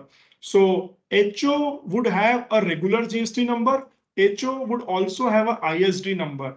Now, if a HO regular GST number is having only financial transactions and leading to distribution of this items to the exempt HO would lead to blockage of credit. So while we are really implementing this ISD, I would suggest we need to apply ourselves to see that we do not end up creating a cost which was not hitherto there. Distribution of ineligible credits, Venkatesh has already covered. Ineligible credits are also required to be distributed. Many times what we see businesses, they don't even reflect the ineligible credits in the books, forget about reflecting in returns. It is directly taken as cost in the expenditure head itself, or it is booked as ineligible credit, but it is not taken into the returns. In ISD, even ineligible credits has to be transferred, and after transferring in the recipient location, you need to show as ineligible. What is the periodicity of distribution? The periodicity of distribution is monthly. Basically, in the same month in which the ISD is available, you need to distribute. Now, the law says shall distribute in the same month. The question that comes is, if it is breached, let us say for 2 months, there is no clarity, or business is not sure to which it is attributable, and they would want to distribute for 3, 4, 5, 6 months together, then what would be the consequence is something which is not clear as of now. Whether the distribution is required for exempt supplies, I've already told yes. Whether the distribution that is being done through ISD invoice, whether ISD invoice would also need to be e-invoice, answer is no. There is no requirement of ISD invoice to be a electronic invoice. It can be a simple regular invoice. E-invoicing provisions are not applicable. If there is an excess distribution or a short distribution, then that can be adjusted by way of a credit note. And but when you are adjusting by way of a credit note, it must be adjusted in the same attribution mechanism in which the original invoice was attributed. That is very, very important, which would mean that there has to be a link of credit note with the original invoices. We have seen that many businesses actually don't have a linkage between credit note and the original invoices in SAP systems. So this linkage is important. So for this attribution mechanism, in case there is any credit note requirement that comes in. And let us say if credit note cannot be issued because there is no amount lying to adjust, then the negative amount is not acceptable in the system. Then the only way is to increase the outward tax liability in the recipient GST registration. In fact, when we look at the current matching system, they have not amended the law. It says that ISD, once the details are coming in 6A, ISD can add, edit, delete details also. So it is going back to what was GST law in 2017. They have not amended it till now. I am quite confident that they will understand this anomaly and amend the ISD registration, ISD matching related provisions. Otherwise, somebody would question or raise a legal issue that the matching principles are not clearly applicable for the ISD credits that are being availed. Next very important question that comes is what is the jurisdiction for ISD registration? Is it the same jurisdiction which the distinct person of that particular state has, or would it be a different jurisdiction? Is something which is not clear as of now.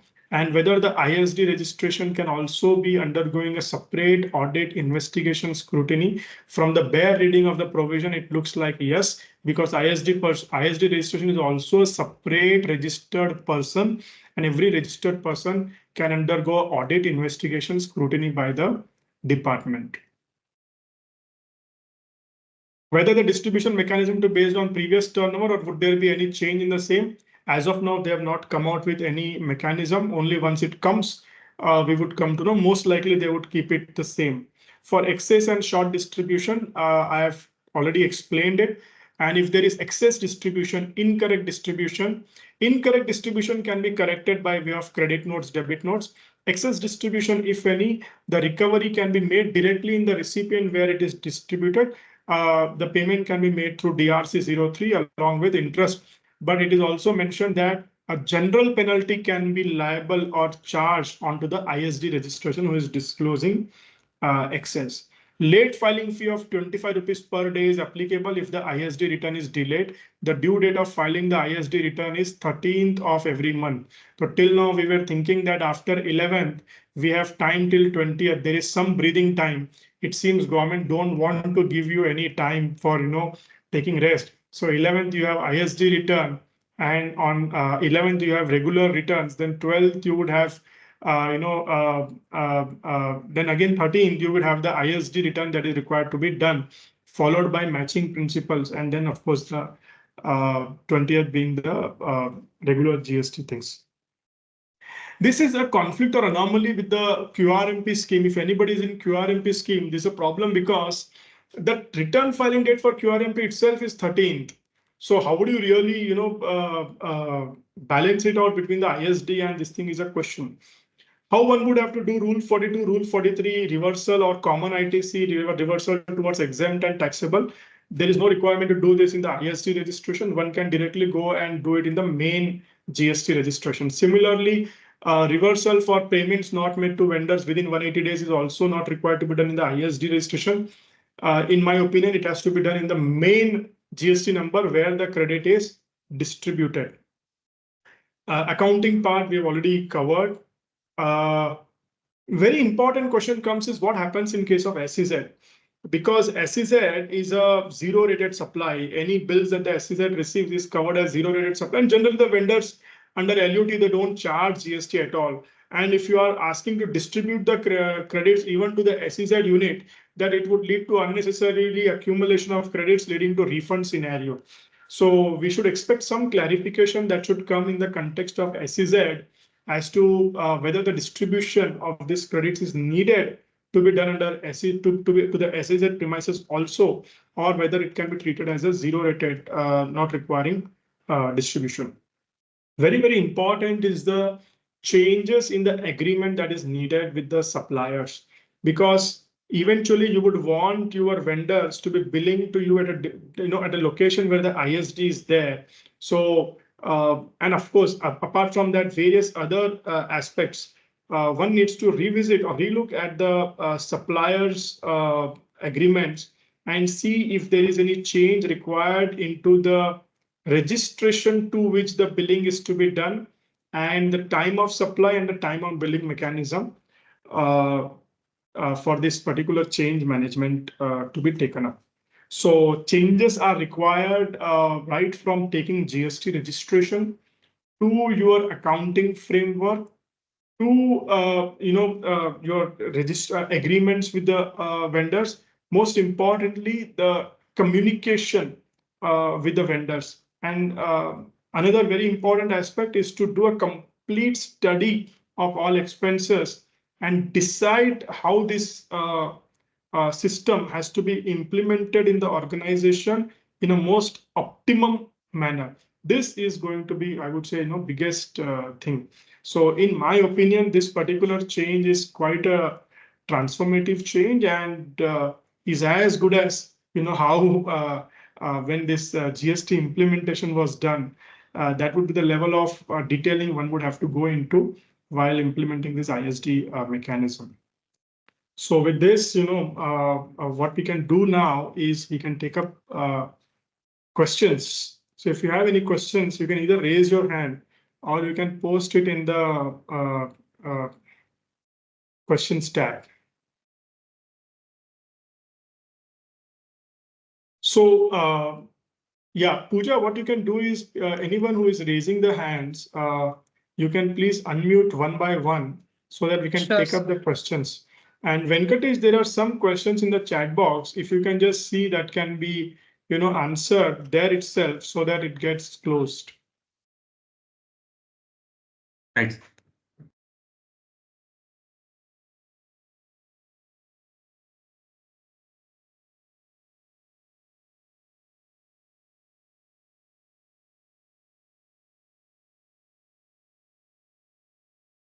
Yeah, Sanjana, hi, good evening. yes.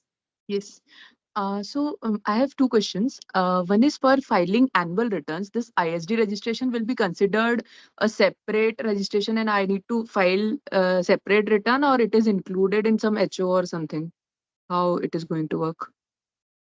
So ISD region, I mean, you would not have a separate annual return for ISD as such. Okay. So there will not be separate annual return for ISD. Whatever annual return that you are filing, that would be good enough. So it will be in the same state where I am filing some other regular return. There I need to merge it. Okay. So, Yeah, I mean, you need not merge it anywhere. It's just that whatever credits you are availing and distributing, you have to eventually disclose in the respective annual returns. That's all. So there's no question of merging the ISD related data in any of the annual returns. So this is only a pass-through mechanism. You are not showing any additional liability out of ISD registration. okay. Okay. And other question is right now we are doing 2B matching compulsorily. So this 6A matching would be compulsory or it will be optional? How It would be is? mandatory. It would be mandatory. There is no option. Okay, okay, fine. Yeah, thank you so much. Thank you.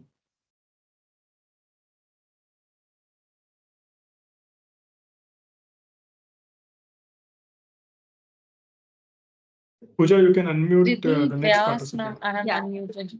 Yes. Hi, sir. Sir, I have a couple of questions. I'll start with the first one. So, sir, in the slide, we saw that for the RCM services, you have analyzed section 54(1)(a). Now, on the plain reading of that rule, 154(1)(a), that similar thing can also be applied for the forward charge services. So, instead of telling the vendors to raise the invoice on ISD, we can raise, like, the vendor will do the normal work what he's doing now, and via the regular GST, and I can raise to ISD registration with 54(1)(a), right? It is not restricted only to RCM. No. Actually, we are not referring to 54(1). 54(1) is more of the mechanism. What we are referring it to section 20 as amended. When you look at section 20 as amended, it says that for 9.3 and 9.4 transactions, the tax has to be paid. That is for the reverse charge transactions. The tax has to be first paid by the distinct person in the same state, and it has to be distributed by the ISD. So eventually, what I'm saying is this was not there in the earlier section 20, but the revised or the amended section 20 very clearly says that the taxes that are levied under 9.3 and 9.4 paid by a distinct person registered in the same state. So ISD is not going to directly make the payment of RCM. So that distinct person is going to make the payment of RCM.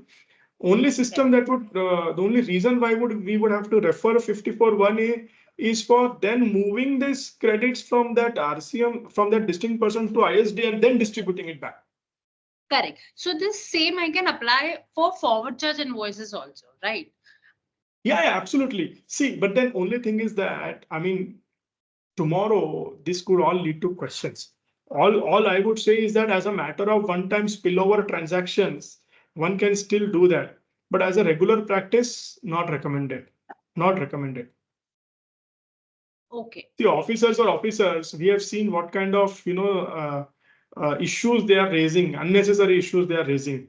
So tomorrow an officer would say that whatever you have availed itself is incorrect and I will disallow you that. Then what you would do? And these kind of questions have come from the officers. So I would not recommend that particular thing, Ritik.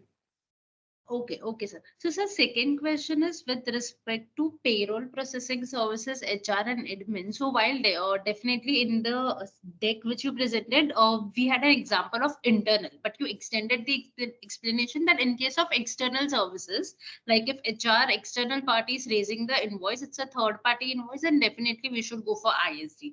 Now, in extended to that explanation, I have a question that HR third party invoice is raised. However, even I have a HR team here in HO office. So whether that particular third party expense needs to be considered as that I'm taking for providing internally generated services, or directly I have to route through ISD. Like cross charge hoga ya ISD hoga in that case. In my opinion, whatever is pertaining to the third-party invoices would have to directly go through ISD and loaded or distributed to the branches. Now, whatever is the support that HO is giving through its own employees, that particular thing, one can either take a decision to call it as IGS and cross-charge, or one can take the benefit of the circular and say that employees' cost is not required to be cross-charged and actually get away from the cross-charge. Is also one can look at. So in my opinion, first loading it on HO and then cross-charging it rather than doing IDS may not be the right interpretation or intent of the amendment. Okay. So had it been cross charge, if I had done cross charge, since I don't have any exempt services, I would have opted for nominal value. So the moot purpose is that HO, since major services like अगर HO में team नहीं होती, then the third party is just an extended hand for me. So I would have retained the credit in HO, and at nominal value I would have transferred. So the moot purpose was that is the reason. So basically, Riddhi, to arrest this issue itself, this ISD law has got amended, right? So okay. So I have one more question. yeah, we can take the last question. Yeah, if a service provider is providing services to HO, like how to identify whether the services is routed through ISD mechanism or it is like in extended to that only, that what is the baseline to identify that this is for HO or this is for like this is to be ISD or this is for internally generated services. Like to just give another example, in your example you said when I am taking any legal services from you, my head office is in Maharashtra, I'm taking any legal services from you for drafting an appeal of Telangana. The Telangana person is going for the hearing. So in your example, you said that the Telangana person is helping the HO for the hearing. I would, on the other hand, say that HO is helping Telangana person to draft the appeal. So in this case, when so you are it would raising, depend. It would depend really on how the billing mechanism is there.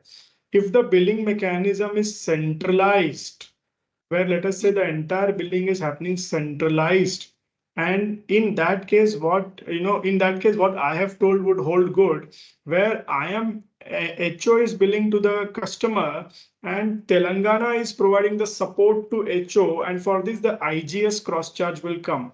On the other hand, for the same thing, if the billing mechanism is, let us say, decentralized, and I tell my Telangana office that whatever is the cost or support for the hearing, you directly bill to the client. In that case, the HO would have to cross bill to the Telangana for whatever efforts which HO is putting, because let us say, although the hearing has been done by Telangana, but the entire preparatory work, facilitation work, coordination work is being done by HO. So in which case the HO would have to bill to the branches. So the answer to this question is not, very clear that always HO will have to cross bill. It depends on how the billing is there. If it is centralized, it would be branch billing to the HO. If it is decentralized, it is HO cross billing to the branches. Okay, sir. Fair enough. Fair enough. Okay. Thanks. Thanks. Sure. Thank you. Yes.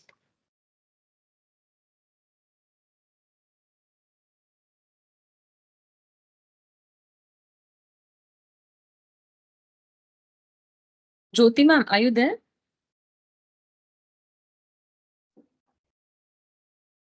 Yeah, hi Ravi. So Yes. can you Hello, hear? Jyoti ma'am. Yes, yes. So just wanted to, so if we have a head office, I mean, if we have a business which has got export and domestic, the export is mainly done by the branch, and head office is doing both export and domestic. And in that case, there's no point in having ISD because whatever is cross charge is never going to get used. So I mean, do they have any guideline for export oriented units? So you are saying the export is being done by the branch, and what Yes. exactly happens in head office? See, head office also has an export. Okay. See, basically, it's a location driven thing. So there's one team which is sitting out of branch. Of course, it's a research and development team, and there's a one team which is sitting out of head office. They're doing engineering services. Both are export, but the head office also has domestic service. So in that case, So is there a leeway that, even if it's okay, you don't do ISD? no. That would not come because since the branch is also doing export on its own, branch is supplying the services. Now the common expenses that could come, statutory audit, professional Yes, fees, that all are would get coming to loaded in head HO. office. So you would have to transfer it. Acha, okay. So Whether ISD is not a choice anymore. The moment okay. an SSE has got 2 GST registrations, ISD would come into play. At least that is what comes to my mind. I'm not able to recall a scenario where there are 2 GST numbers for a company and ISD registration not needed. In fact, every time a business takes the second GST number, they need to simultaneously also take the ISD number. ISD. Now, yes. Okay. Yes. Thank you. Yeah. Thank you. Venkatesh, have you answered to the questions that are there in the chat box? Yes, sir. There are some which are still pending. I would be answering to those questions immediately. Yeah, so there are okay, some questions which are pending, which are there in the chat box. So Venkatesh, you can answer them. I think these questions anyway we have taken up directly. I think fails to comply, which we have already covered the question by Mr. Gonsalves.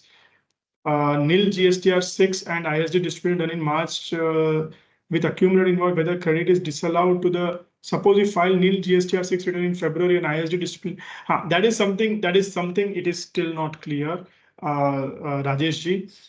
Because the law says in the same month it has to be distributed. Now let us say February, if I do nil, then in the March can I distribute the February related items, is something not clear. Ideally speaking, in my opinion, it should be allowed, but we should wait and watch. Because my only concern is when I read the rules, it says ISD, the distribution has to be done in the same month. That same month language is a problem for me. So I really don't have a precise answer to your question at this point.